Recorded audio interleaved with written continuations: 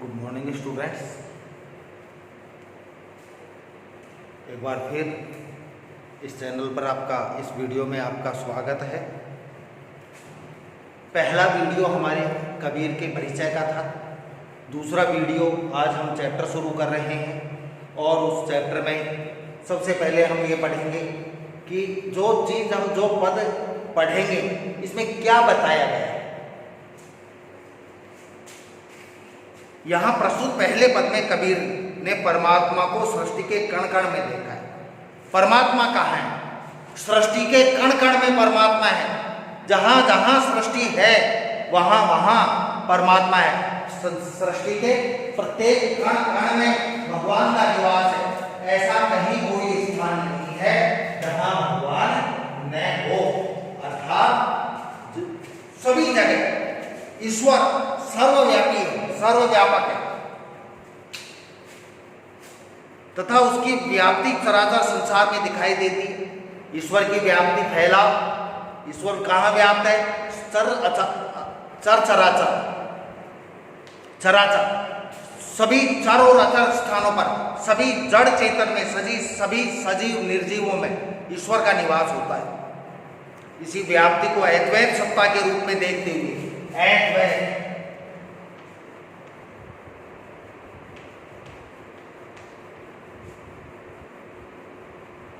अद्वैत सत्ता के रूप में देखते हुए विभिन्न उदाहरणों के द्वारा रचनात्मक अभिव्यक्ति की है। अद्वैत का मतलब है, द्वैत का मतलब होता है दो। द्वैत, अद्वैत जो दो नहीं है मतलब एक ही है। अब इसमें क्या करते हैं?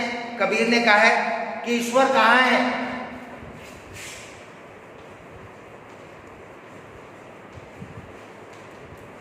कण कण में ईश्वर व्याप्त है। संसार के कण कण में ईश्वर व्याप्त है। लेकिन अब हिंदू क्या कहते हैं कि साहब मंदिर में जाओ, मंदिर में ईश्वर है, तीर्थ यात्राओं में ईश्वर है। इसके अलावा मंदिर, तीर्थ, व्रत, पूजा, इनमें ईश्वर है। हिंदू तो ये कहते हैं। मुसलमान कहते हैं नमाज पढ़ने में,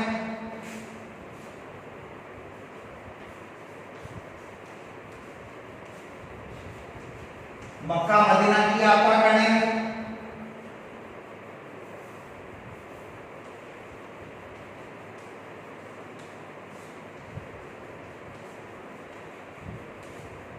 ख्वाजा साहब अजमेर इनकी यात्रा करने में,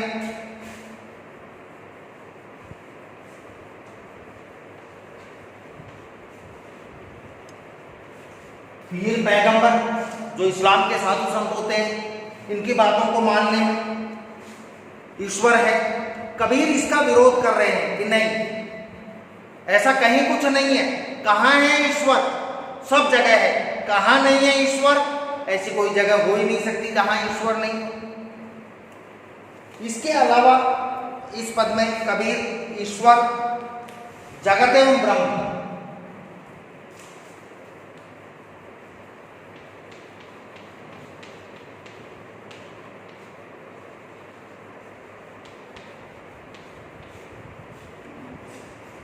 दोनों को पृथक नहीं मानते। संसार और भगवान दोनों एक हैं। संसार, भगवान कभी भी संसार से पृथक, संसार से अलग नहीं हो सकते। भगवान ही संसार से अलग हो जाए, क्या बचेगा संसार? सब हम एक ही सत्ता के अधीन है और वो सत्ता है अज्ञात ईश्वर, जिसके बारे में हम नहीं जानते। पहला पद देखिए, हम तो एक एक कर ही जानते। कबीर जी कह रहे हैं हम तो एक ही एक करके मानते हैं सभी ईश्वरों को, सभी देवताओं को, चाहे वो अल्लाह हो, चाहे राम हो, चाहे रहीम हो, चाहे गौतम बुद्ध हो, चाहे ईसा मसीह हो, चाहे महावीर स्वामी हो, चाहे गुरु नानक हो। इनके नाम अलग अलग होंगे, एक एक कर ही जाना। हम सबको तो हम तो सबको एक ही करके मानते हैं, जानते हैं। अब हिंदू मुसलमान क्या करते हैं? दो कहे तिनहि को दोजक, ये दोनों कहते हैं। कौन? हिंदू और मुसलमान। तिनहि को दोजक, उनको ही दोजक यानी नरक, जिन नाहिन पहचान। हम तो दोनों को ही कहते हैं, उन दोनों को ही नरक मिलेगा, जो इस बात को नहीं पहचानता कि ईश्वर एक है, केवल नाम अलग हो सकता है। जैसे आपका नाम, घर का नाम अलग होता है, स्कूल का नाम अलग होता है, वैसे ईश्वर का नाम अलग हो सकता है, लेकिन वास्तव में ईश्वर एक ही होता है। और जो इनको अलग अलग करके जानता है, एक एक नहीं जानता, वो नरक में जाएंगे, दोजख में जाएंगे। जैसे फिर एक बात बताओ, जब भगवान ने संसार में सारी चीज़ें एक बनाई है, तो भगवान अपने आप को ही कोई पृथक थोड़ी करेगा, अलग थोड़े बनाएगा। नीचे लिखा है एक पवन, एक ही तो हवा है, पवन हवा। ईश्वर ने हवा अलग अलग बनाई है क्या? हिंदू भी उसी हवा को लेते हैं, मुसलमान भी उसी हवा का सेवन करते हैं। जब ईश्वर ने एक हवा, एक ही हवा बनाई है, एक ही पवन, एक ही पानी, एक ही पानी बनाया, वही पानी हिंदू पीते हैं, वही मुसलमान पीते हैं। यहाँ इस देश में रहने वाले ईसाई भी वही पानी पीते हैं। जैन धर्म को मानने वाले अनुयायी और बौद्ध धर्म के अनुयायी वो भी उसी जल को ग्रहण करते हैं। और जो बौद्ध को अपने सरदार होते हैं, गुरु नानक के अनुयायी, वो भी वही जल पीते हैं। जब पानी एक है, हवा एक है, तो ईश्वर कैसे अलग अलग हो सकता है? एक एक खाक गढ़े सब भांडे। कबीर जी कह रहे हैं कि भगवान ने एक एक खाक, एक ही मिट्टी से गढ़े सब भांडे, सारे शरीर बनाए हैं। एक ही मिट्टी से भांडे यानी शरीर, बर्तन भी होता है। भगवान ने एक ही मिट्टी से सारे शरीर, सारे बर्तन बनाए। अब ये मिट्टी का मतलब समझ लो बच्चों। जो शरीर बनता है वो पांच तत्वों से मिलकर बनता है। मानव शरीर का निर्माण 5 तत्वों से होता है। तुलसीदास ने भी लिखा है,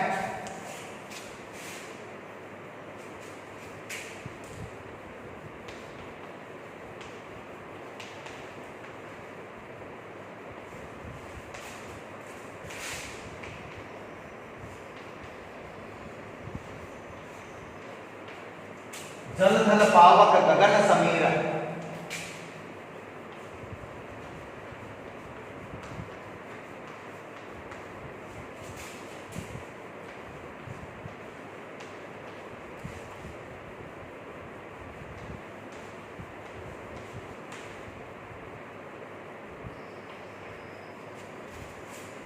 जलथल तुलसीदास ने लिखा है रामचरितमानस में, जलथल पावक गगन समीरा, अधम रचित ये पंच शरीरा।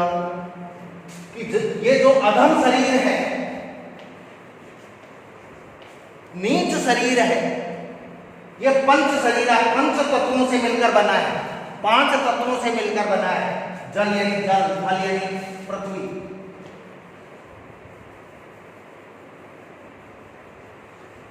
पृथ्वी का मतलब मिट्टी, पावक यानी आग, गगन यानी आसमान, और समीरा मतलब हवा। कौन कौन से 5 तत्वों से मिलकर मानव शरीर का निर्माण हुआ? पहला जल, दूसरा मिट्टी, तीसरा आग, चौथा आकाश, और 5वां हवा। इन 5 तत्वों से मिलकर मानव शरीर का निर्माण हुआ है।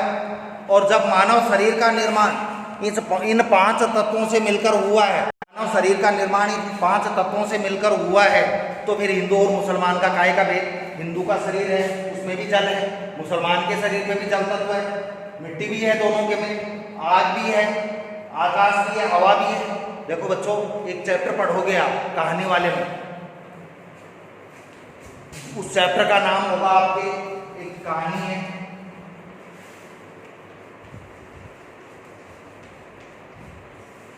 देशभक्त नामक पाठ।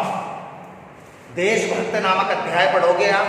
उस देशभक्त नामक अध्याय में आपको पता चलेगा कि भगवान ब्रह्मा जीवों का निर्माण करते हैं, और ब्रह्माणी के मजाक करने पर वो ये कहते हैं कि जीवों के निर्माण की सामग्री मंगाओ, तो ब्रह्माणी ये 5 चीजें लाकर देती है।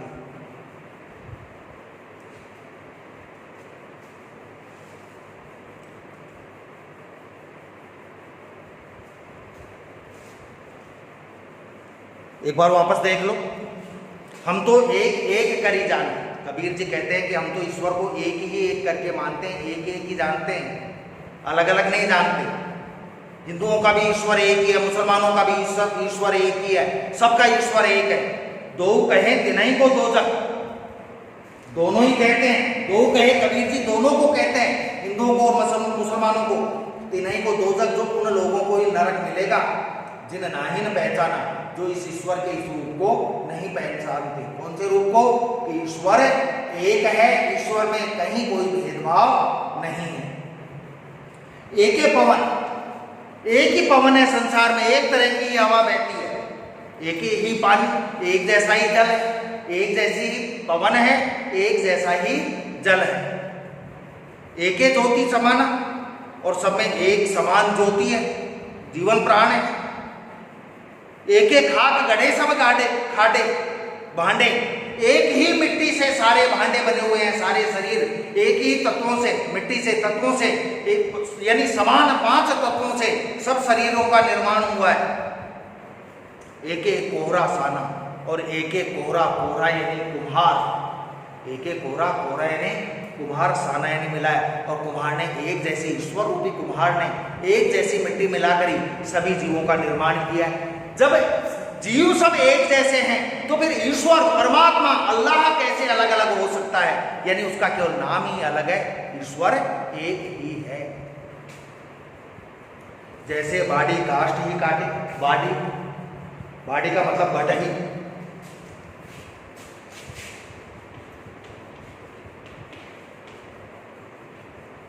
बाड़ी का मतलब बढ़ई, बढ़ई का मतलब होता है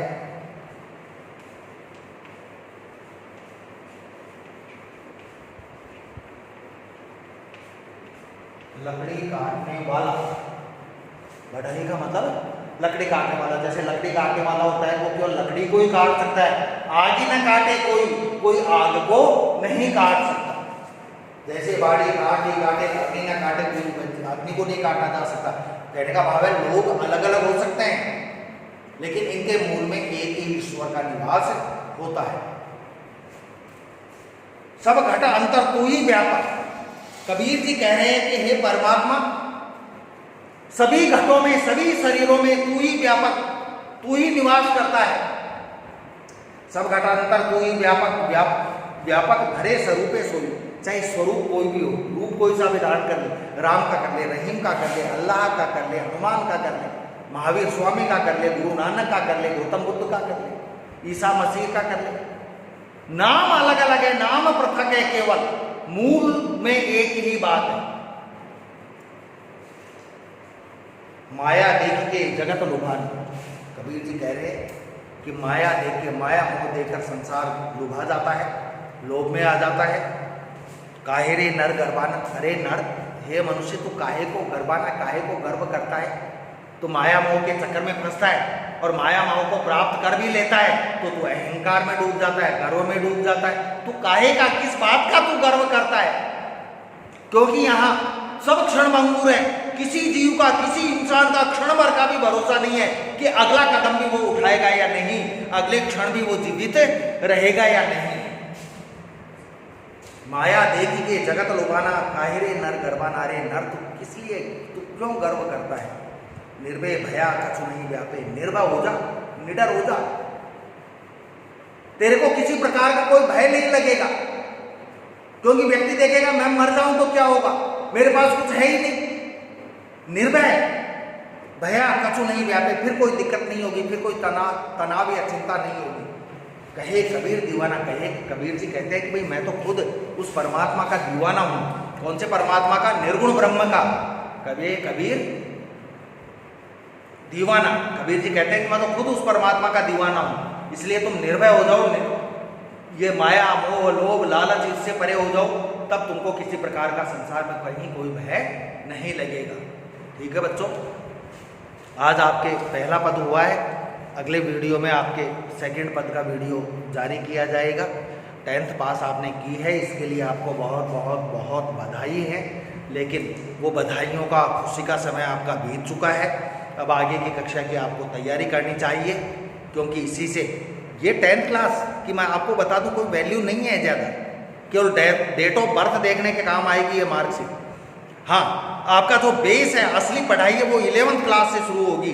और ये भी ध्यान रखना, आप ये सोच लो यार 11th क्लास ही है, नहीं पढ़ेंगे क्या होगा, उससे काम नहीं चलेगा, क्योंकि 12th क्लास में जो है उसका बेस 11th क्लास ही है आपके। इसलिए बिल्कुल आपको 11th की पढ़ाई में जुट जाना चाहिए। अब ठीक है, ये तो एक कोरोना वैश्विक महामारी है, जब इसका वैक्सीन आएगा तभी हम पहले की तरह सुचारू रूप से आगे बढ़ पाएंगे।